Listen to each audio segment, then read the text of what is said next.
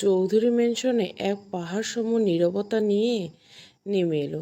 এলিনা নিঝুম রাতে নীলিমা চৌধুরীর ঘরে গিয়ে তার কোলে মাথা রেখে শুয়ে পড়ল। এত বড় একটা ঝড় বয়ে গেছে তার উপর দিয়ে, কিন্তু চোখের জলটা গাল বেয়ে গড়িয়ে পড়ার আগে সে ওড়না দিয়ে মুছে নিল। সে শূন্য দৃষ্টিতে তাকিয়ে ফিসফিসে বলল, খুব অদ্ভুত জীবন আমার, তাই না মম? আজ আমার নিজের জন্মদাতা বাবা মা আমাকে পর করে দিল, একটা বারো আমার খোঁজ নেয় না তারা। আচ্ছা মম, জীবনের সমীকরণ এত জটিল কেন? আর সমস্ত কঠিন সমীকরণগুলো একা আমাকেই বা কেন মেলাতে হবে? নীলিমা চৌধুরী এলিনার মাথায় হাত বুলিয়ে দিতে দিতে এক দৃঢ় গম্ভীর কণ্ঠে বললেন, আমার মেয়ে তুমি এলিনা, আমি তোমাকে ভেঙে পড়তে শিখাইনি, তোমাকে শক্ত হতে হবে। জীবনের প্রতিটা আঘাতের যোগ্য জবাব দিতে হবে আমার মেয়ের কাছে আজলান চৌধুরী যেন এবার হাঁটু গেড়ে হার মানতে বাধ্য হয়। এবার আমি সেই ব্যবস্থা করব। তিনি এলিনার মুখটা তুলে ধরে বললেন, কালকে তুমি শহরের 5 স্টার রিসোর্টে যাবে, যেখানে টেবিল নাম্বার 56-তে একটা ছেলেকে দেখতে পাবে, তার সাথে আমি তোমার বিয়ে দেব। মাঝরাতে নীলিমা চৌধুরী ঘুমিয়ে পড়লেও এলিনার চোখে ঘুম আসছিল না। তার চোখের সামনে অনবরত ভেসে আসছিল প্রাক্তন স্বামী আজলানের সেই হিংস্র অদ্ভুত ব্যবহার। ডিভোর্সের পর আজলান যখন অন্তত তার ছেলের সাথে এলিনা হাত ধরে তাকে ঘাড় ধাক্কা দিয়ে বাড়ি থেকে বের করে দিতে যাচ্ছিল, ঠিক তখনই বাদ সেজেছিল শ্বশুর সাজ্জাদ চৌধুরী আর শাশুড়ি নীলিমা চৌধুরী। তাদের একটাই কথা, আজলান যেমন রায়নাকে নিয়ে নতুন অধ্যায় শুরু করবে, এলিনাও ঠিক একই কাজ করবে। নীলিমা চৌধুরী আজলানের মুখের উপর স্পষ্ট বলে দিয়েছিল, লাল শাড়িতে এলিনা এই বাড়িতে একজনের হাত ধরে এসেছিল, আর এই বাড়ি থেকে সে বিদায় নেবে লাল শাড়ি পরে অন্য কারো হাত ধরে। তার আগে সে এক পাও নড়বে না। রাত তখন 3টে। এলিনা এক হাতে একটি কাঠের বড় বাক্স, অন্য হাতে একটা দেশলাই ও কেরোসিনের বোতল নিয়ে ধীর পায়ে পেছনের অন্ধকারের বাগানের দিকে হেঁটে গেল। সে বাগানের এক কোণে গিয়ে বাক্সটা খুলল। ভেতরে রাখা লাল লেহেঙ্গা, আজলানের সাথে তার কাটানো বিভিন্ন মুহূর্তের ছবি, যা এলিনা নিজে এডিট করে বানিয়েছিল, আর ছিল আজলানের সেই বিয়ে রাজকীয় শেরওয়ানিটা। আজলান 7 বছর দূরে থাকার সময় এলিনা এই শেরওয়ানিটা বুকে জড়িয়ে আজলানের শরীরে চেরা ঘ্রাণ নিত। তীব্র ঘৃণায় আর ক্ষোভে এলিনা সব কিছু বাগানের ঘাসের উপর ছুঁড়ে ফেলে দিল। তার চোখে এখন পানি নেই, কিন্তু তার অদ্ভুত অস্বস্তিতে তার শ্বাসকষ্ট শুরু হলো। ডিভোর্সের পেপার সই করাও সময় তো তার বুকে এমন তীব্র যন্ত্রণা হয়নি। কাপড় আর ছবিগুলোর উপর সম্পূর্ণ কেরোসিন ঢেলে দেওয়ার পর এলিনা বাক্স থেকে একটা পুরনো ডায়েরি বের করলো।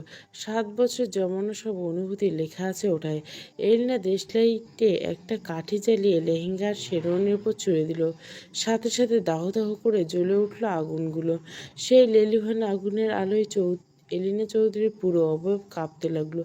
এলিনা সহ্য করতে পারল না। যে লোককে সে মনে প্রাণে ঘৃণা করতে চেয়েছিল, তাকে কেন অবাধ্য মান্নাতে গভীরভাবে ভালোবেসে ফেলেছে। এই যন্ত্রণা নিজের মুখ চেপে ধরে ডুকরে কেঁদে উঠল, যেন বাড়ির কেউ তার এই কান্নার আওয়াজ শুনতে পায় না। এলিনাকে যে শক্ত হতে হবে। হিলারি তুলতে তুলতে এলিনা তার 7 বছরের জমানো সব না বলা কথা, সব ভালোবাসা আগুনের বুকে সমর্পণ করে এক ছুটে নিজের রুমের দিকে দৌড়ে চলে গেল। এলিনা চলে যাওয়ার ঠিক 2 সেকেন্ডের মধ্যে অন্ধকারের ছায়ার আড়াল থেকে এক ছায়ামূর্তি হন্যে হয়ে আগুনের দিকে ছুটে গেল। সে নিজের খালি হাত দিয়ে লেলিহান শিখা ভেতরে ঢুকিয়ে আজলান শিখের পাশ থেকে সেই জ্বলন্ত ডায়েরিটা টেনে বের করে নিয়ে এলো। আগুন তার নিজ হাতে পড়ছিল, কিন্তু সেদিকে তার কোনো খেয়াল ছিল না। পরদিন ভার্সিটির অ্যানুয়াল প্রোগ্রাম শেষ করে এলিনার ক্লান্ত শরীর যখন নিজের গাড়ির ড্রাইভে সিটে এসে বসলো, তখন তার মনটা ভীষণ ভারাক্রান্ত। গাড়ি স্টার্ট দিয়ে সে মেইন রোড ধরে কিছুটা এগোতে সামনে একটা বড় ট্রাক এলো। এলিনা এক ঝটকে ব্রেক চাপতে গেল, কিন্তু ব্রেক পুরোপুরি ফ্রি, কোনো কাজ করলো না। এলিনা মুহূর্তে বুঝে গেল কেউ তার গাড়ি ব্রেক ফেল করে রেখেছে। যথেষ্ট ভালো ড্রাইভিং জানা সত্ত্বেও এই চরম মুহূর্তে নার্ভাস হয়ে পড়ল সে। গাড়িটা নিয়ন্ত্রণের বাইরে চলে গিয়ে তীব্র গতিতে রাস্তার পাশে এক বিশাল মেহগনি গাছের সাথে সজোরে ধাক্কা খেল। ঝাড়াম। গাড়ির উইন্ডোশিট ভেঙে এলিনার মাথায় স্টিয়ারিংয়ের সাথে সজোরে আঘাত করলো। মাথা ফেটে ফিকনি দিয়ে রক্ত ছুটে গেল। অবচেতন হয়ে স্টিয়ারিংয়ের উপর গড়িয়ে পড়া মুহূর্তে এলিনা বন্ধ চোখের কোণ বেয়ে এক ফোঁটা অশ্রু পড়ল। এদিকে সিটি সেন্টারের কর্পোরেটর অফিসে বসে আজলান চৌধুরীর মনটা সকাল থেকে এক অদ্ভুত আশঙ্কা ছটফট। সে যেন কোনো কাজে মনোযোগ দিতে পারছিল না। অফিসের এসি টেম্পারেচার একদম কমিয়ে দেওয়ার পর তার পুরো শরীর ঘেমে যাচ্ছে। বুকের ভেতরটায় কেমন যেন খালি খালি লাগছে। ঠিক তখনই অফিসের দরজা ধাক্কা দিয়ে হাঁপাতে হাঁপাতে ঘরে ঢুকলো বস। এক চরম সর্বনাশ হয়ে গেছে। ম্যামের গাড়ি ব্রেক ফেল করে মারাত্মক অ্যাক্সিডেন্ট হয়েছে। উনি রক্তাক্ত অবস্থায় সিটি হাসপাতালের ইমার্জেন্সিতে ভর্তি। অ্যাক্সিডেন্ট শব্দটা শোনামাত্র আজলানের মাথার ভিতরে সমস্ত শিরা যেন ছিঁড়ে গেল। সে আর কোনো কথা না শুনে নিজের কোটটা ফেলে ঝড়ের গতিতে হাসপাতালের দিকে ছুটে গেল। হাসপাতালে করিডোর পৌঁছাতে আজলান দেখল মেয়র আরবার ফারাদ মাথায় হাত দিয়ে ওটির সামনে বসে আছে। আজলান এক লাফে গিয়ে আরবারের কপাল চেপে ধরে পাগলের মতো চেঁচিয়ে বলল, আমার এলিনা কোথায়, ওর কী হয়েছে? আরবার লাল চোখে তাকিয়ে বলে, ওকে জাস্ট অপারেশন থিয়েটারে নেওয়া হয়েছে, অবস্থা খুব ক্রিটিক্যাল। আজলান হাসপাতালের সমস্ত নিয়মকানুনকে বুড়ো আঙুল দেখিয়ে জোরে ওটির দরজায় লাথি মেরে ভেতরে ঢুকে গেল। ডাক্তার আর নার্সরা চিৎকার করে বলল, প্লিজ স্যার আপনি বাইরে যান, অপারেশন চলছে। পেছনের দরজা দিয়ে আরবার ঢুকে আজলানকে টেনে বের করার চেষ্টা করলো, কিন্তু আজলান সেদিকে কোনো কান দিল না। সে এলিনার রক্তমাখা নিথর হাতটা নিজের দু হাতে মুঠে নিয়ে পাগলের মতো চুমু খেতে খেতে কসম করল, কসম সুইটার, তোকে আঘাত করেছে কোনো এক জানোয়ার। এই আজলান চৌধুরী এই দুনিয়ার এক ফোঁটা নিঃশ্বাস নিতে দেবে না। তুই শুধু আমাকে কথা দে সুইটার, তুই আমাকে ছেড়ে যাবি না। তোর সাথে আমার এখনও পুরনো সংসার করা বাকি আছে। আমাদের বাচ্চা কাচ্চা হাত ধরে স্কুলে পাঠানো এখনও বাকি আছে। তুই এভাবে যেতে পারিস না। আরবার আজলানকে পিছন থেকে জড়িয়ে ধরে সজোরে টেনে হিঁচড়ে অপারেশন টেবিল থেকে বের করার জন্য সর্বশক্তি প্রয়োগ করলো। ওটির ভেতরে তখন আজলান চৌধুরী মাফিয়া ইগো ধুলে মিশে দিয়ে এক ব্যর্থ স্বামীর আত্মনাতে হয়ে প্রতিধ্বনিত হতে লাগলো। এক নারীর জীবনের জন্য একটা মাত্র স্পন্দনের জন্য 4-4টি ঘন্টা হাসপাতালের মধ্যে ঠান্ডা চুনগাম করা করিডোরে মেঝেতে বসে রইল সে।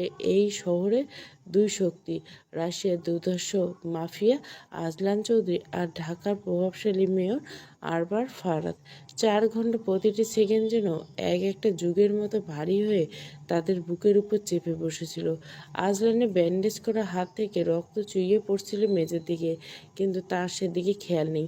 আর আরবারের ধবধবে সাদা পাঞ্জাবিতে তখন এলিনা ছিটকে আসে রক্তের দাগ। কেউ কারোর সাথে একটা কথা বলেনি, শুধু ওটির দরজার লাল লাইটের দিকে চাতক পাখির মতো তাকিয়েছে। ঠিক 4 ঘন্টা পর লাল লাইটটা নিভে গেল। ওটির ভারী দরজাটা ঠেলে ক্লান্ত মুখে ডাক্তার বেরিয়ে এলো। আজলান আর আরবার দুজনে এক ঝটকে উঠে দাঁড়ালো। ডাক্তার কপালে জামা ঘামটা মুছে একটা স্বস্তির হাসি দিয়ে বলল, ফর্চুনেটলি ইন্টারনাল ব্লিডিং থমকে গেছে, মাথায় কয়েকটা সেলাই লেগেছে, তবে ভয়ের কিছু নেই। ওনাকে মাত্র কেবিনে দেওয়া হয়েছে। আপনারা চাইলে এখন দেখা করতে পারেন, তবে বেশি ভিড় করবেন না। কথাটা শোনা মাত্র আরবার ফাহাদ আর 1 সেকেন্ডও দেরি করল না। আজলানকে সম্পূর্ণ উপেক্ষা করে সে প্রায় ছুটে গেল তার পিয়নির কেবিনের দিকে। এলিনা অসুস্থ দেখার তীব্র আকুলতা তাকে আজলানের উপস্থিতির কথা ভুলিয়ে দিয়েছিল। ওদিকে আজলানের চৌধুরী তার জায়গায় পাথরের মূর্তির মতো স্তব্ধ হয়ে দাঁড়িয়ে দিল। তার পা দুটো যেন মেঝের সাথে কেউ পেরেক দিয়ে গেঁথে দিছে। সে ধীর পায়ে এগিয়ে গেল কেবিনের দিকে, কিন্তু ভেতরে ঢুকলো না। কেবিনের দরজার উপরে ছোট্ট চারকোনা কাছের ওপাশ থেকে আজলান দূর থেকে দেখে যেতে লাগলো তার সুইটহার্টকে। ভেতরে এলিনা সাদা বিছানায় শোয়া আছে, মাথায় সাদা ব্যান্ডেজ জড়ানো, মুখটা ফ্যাকাশে। আর আরবার এলিনা বেডের পাশে বসে পরম মমতায় তার অন্য হাতটা নিজের 2 হাতের মুঠোয় নিয়ে তার কপালে হাত বুলিয়ে দিচ্ছে। এলিনা চোখ মেলে আরবারকে দেখে এক চিলতে দুর্বল হাসল। কাচের ওপাশ থেকে এই দৃশ্য দেখে আজলানের বুকের বাম পাশটা তীব্র যন্ত্রণায় মুচড়ে উঠল। যে এলিনাকে সে কাল রাতে নিজের বুকের উপর জাপটে ধরেছিল, যে এলিনা তার 7 বছরের বিবাহিত বউ, আজ আইনি কাগজের একটা সই নিজের অহংকারের কারণে সে তার থেকে কত দূরে। আজলান কাচের উপর নিজের রক্তমাখা হাতটা রাখল।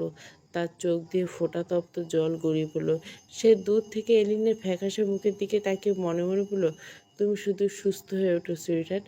তোমাকে এই খাটে যে শুয়ে গেছে তাকে আমি জীবন্ত কবর দেব। আর আরবারে হাত তুই যতই ধরিস না কেন, তুই আজীবন শুধু আজলান চৌধুরীর জান হয়ে থাকবি। খুব জলদি তোকে আমি আমার বুকে টেনে নেব। জাস্ট একটু অপেক্ষা কর। আজলান এক মুহূর্তের জন্য চোখ বন্ধ করে নিজের ভিতরে মাফিয়া রূপটাকে আবার জাগিয়ে তুলল। তারপর জনকে ইশারা করে গাড়ির ব্রেককে মেকানিক দিয়ে কাটছিল। 1 ঘন্টার মধ্যে তার নাম ও চামড়া আমার চাই। জন মাথা নিচু করে চলে গেল। আর আজলান শেষবারের মতো এলিনাকে দেখে অন্ধকারের দিকে পা বাড়ালো। তার ডায়েরিটাকে আগুন থেকে বাঁচালো। আর এই অ্যাক্সিডেন্টের পেছনে কার হাত, তার এই রহস্য এবার উন্মোচন হওয়ার সময় এসেছে। যে মেয়ে একটা মাত্র নিঃশ্বাস বন্ধ হয়ে যাওয়ার আশঙ্কায় আজলান চৌধুরী হাসপাতালের সমস্ত সিকিউরিটি আর নিয়ম কারণ বুড়ো আঙ্গুল দিয়ে ওটি রুমের দরজায় লাথি মেরে ভেঙে ভেতরে ঢুকেছিল, অথচ সেই মেয়ে জ্ঞান ফেরার পর তার সাথে একটা বড় কথা বলল না। এক অদৃশ্য দেওয়াল তুলে দেখেই চলে গেল আজলান। আসলে মাফিয়া ইগোর চেয়ে এই মুহূর্তে তার বুকের ভিতরে এক তীব্র অপরাধবোধ আর অভিমান কাজ করছিল। সে ভালো করে জানে এলিনা এখন তাকে দেখতে চায় না। তার চেয়ে বড় কথা, এলিনা ব্রেক ফেলে পেছনে যে চক্রান্ত লুকিয়েছে, তার আসল খুনিকে টেনে হিঁচড়ে নরকে না পাঠানো পর্যন্ত আজলান নিজের এই মুখ এলিনাকে দেখাতে পারবে না। হাসপাতাল থেকে বের হওয়ার সময় আজলানের চোখ দুটো জ্বলছিল। সে গাড়ি ওঠার আগে জনকে ডেকে অন্তত ঠান্ডা ও গম্ভীর গলায় বলল, জন, মম আর ড্যাডকে ইনফর্ম কর যে এলিনা সিটি হসপিটালে আছে। আমি যা বলছি ঠিক তাই করো। আজলানকে ধমকের সুরে বলল, ডিভোর্স আমাদের হয়েছে, কিন্তু মম এখনও এলিনাকে নিজের মেয়ের মতো ভালোবাসে। আর এই মুহূর্তে এলিনার পাশে মমের থাকাটা দরকার। জন মাথা নিচু করে সঙ্গে সঙ্গে চৌধুরী বিলে ফোন দেয় সাজ্জাদ চৌধুরী আর নীলিমা চৌধুরীকে। এলিনার অ্যাক্সিডেন্টটা খবর জানিয়ে দেয়। খবর পাওয়া মাত্র চৌধুরী বিলায় ড্রয়িং রুমের জন্য আকাশ ভেঙে পড়ে। নীলিমা চৌধুরী হাতের পানির গ্লাসটা ফেলে সোফা থেকে প্রায় চিৎকার করে ওঠেন, আমার এলিনের অ্যাক্সিডেন্ট হয়েছে, ও হাসপাতালে। সাজ্জাদ, দ্রুত গাড়ি বের করো। সাজ্জাদ চৌধুরী 1 সেকেন্ড সময় নষ্ট না করে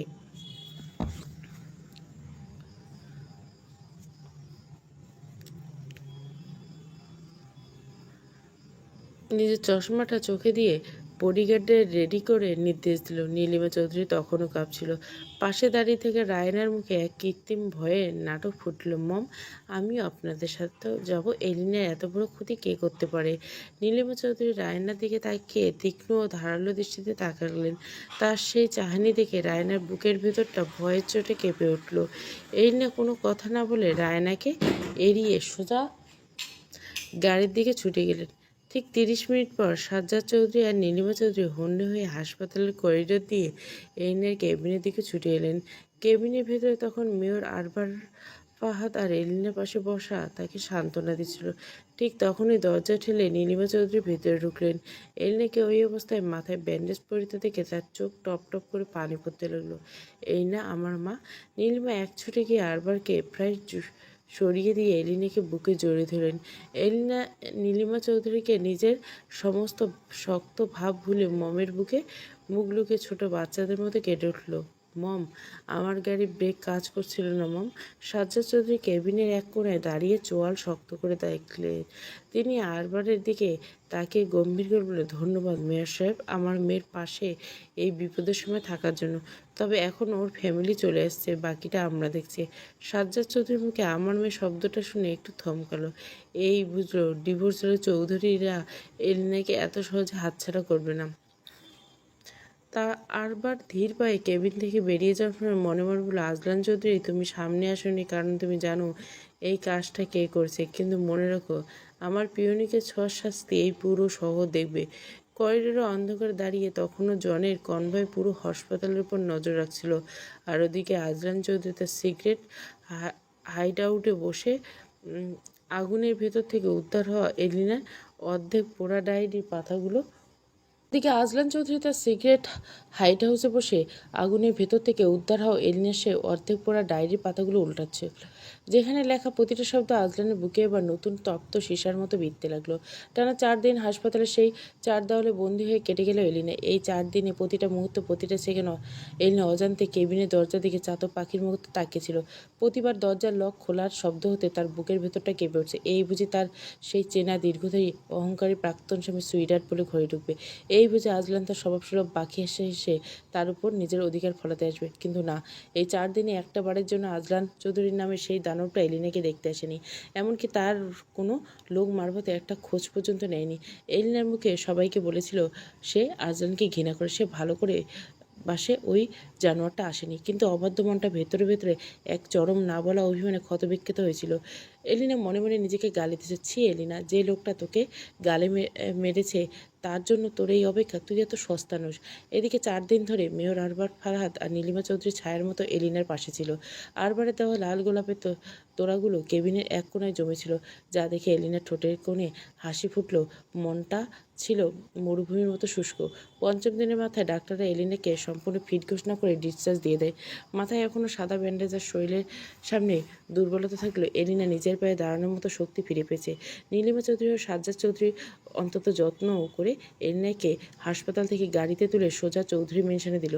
যেহেতু ডিভোর্সের দিনে নীলিমা বলে দিয়েছিল লাল শাড়ি পরে অন্য কারো হাত ধরে বিদায় নেওয়ার আগে এলিনা এই বাড়ি ছেড়ে যাবে না, তাই এলিনা আবার তার নিজের রুমে ফিরিয়ে আনালো। চৌধুরী ভিলার লোহার গেটের পেরিয়ে ড্রয়িং রুমে পা রাখতে এলিনার চোখ দুটো স্বয়ংক্রিয়ভাবে পুরো বাড়ি জুড়ে আজলানকে খুঁজতে লাগলো।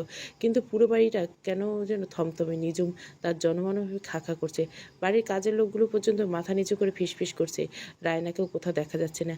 এই না আর নিজের ভিতরে কৌতূহল চেপে না রাখতে পারলো। সে সোফায় বসার আগে নীলিমা চৌধুরীর দিকে তাকিয়ে অন্তত স্বাভাবিক ও উদাসী ভাব দেখানোর চেষ্টা করে জিজ্ঞেস করল, মম, বাড়িটা এত শান্ত কেন? আপনার সেই গুণধর মাফিয়া ছেলে তার ন্যাকা বউ ও কি প্রপার্টি পেয়ে আমাকে বাড়ি থেকে বের করার নতুন ছক কষেছে? এলিনার কথা শুনে নীলিমা চৌধুরী একটা দীর্ঘশ্বাস ফেললেন। তার চোখে মুখে তখন এক অদ্ভুত ক্লান্তি আর গভীরতা। তিনি এলিনার হাত দুটো নিজের হাতের মুঠে ধীর কণ্ঠে বললেন, এলিনা, এই বাড়িতে আজলান এই বাড়িতে নেই। শুধু এই বাড়ি কেন, সে এখন বাংলাদেশে নেই। কথাটা শোনা মাত্র এলিনার বুকের ভেতরটা যেন এক মুহূর্তের জন্য স্তব্ধ হয়ে গেল। সে চোখ বড় বড় করে বলল, বাংলাদেশে নেই মানে? কোথায় গেছে?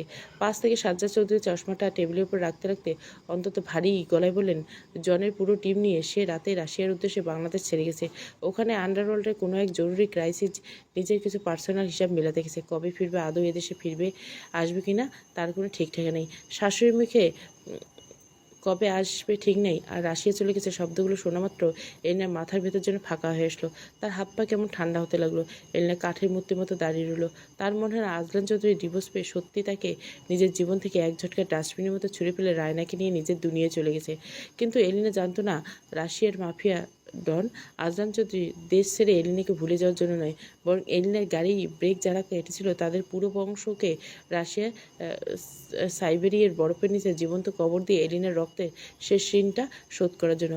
আজলান রাশিয়ার নিজের ড্রয়িং রুমে বসে তখন। ডাক্তার আজলান চৌধুরী, পর্ব 9। পুরো গল্পটা প্লেলিস্টে।